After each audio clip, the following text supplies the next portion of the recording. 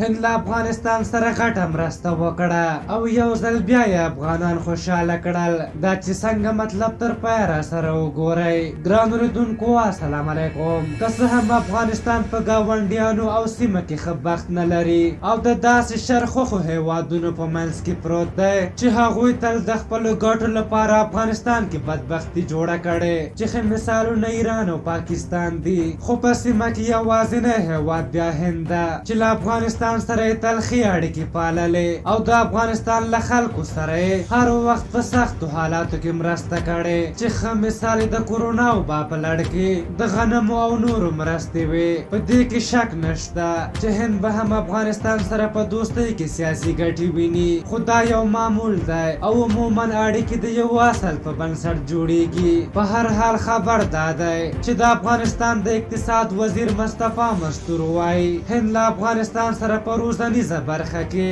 د 2.8 میلیونو ډالرو مرسته کړې. مستور وایي دا 15 تعلیمي پروژې نن په کابل کې د هند د سفیر وینای کومار او افغان چارواکو له لوري لاسلیک شوی دی.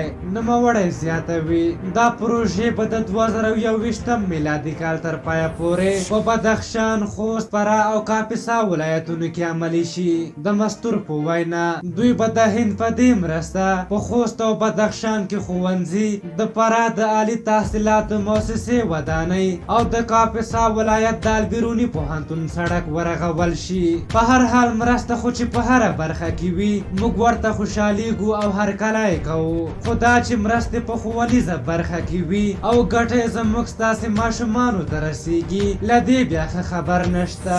یو عالم څخه وایي کله چې د ښوونځي دروازه پرانیستل کیږي د زندان دروازه بندیږي. په هر حال خو د دغه پیسو د مصرف باره کې ځینې اندېښنې شته او اندېښنې له دې کبله دي چې چارواکي پکې غلا ونه کړي. دا چې زموږ نور وس نه رسیږي یوازې له دوی به دومره وغواړو چې لطفا د ملت په مال کې خیانت مه کوئ. په هر حال په آخر کې د هند له مرستو مننه کوو. تاسو د هند د دغې مرستې په هکله څه نظر لرئ؟ خپل نظرونه هم راته په کومنټ کې ولیکئ. که زموږ ویډیو مو خوښه شوې وي ضروري لایک کړئ. تر بلې ویډیو مو په یو بخښونکي خدای سپارم. د الله په امان.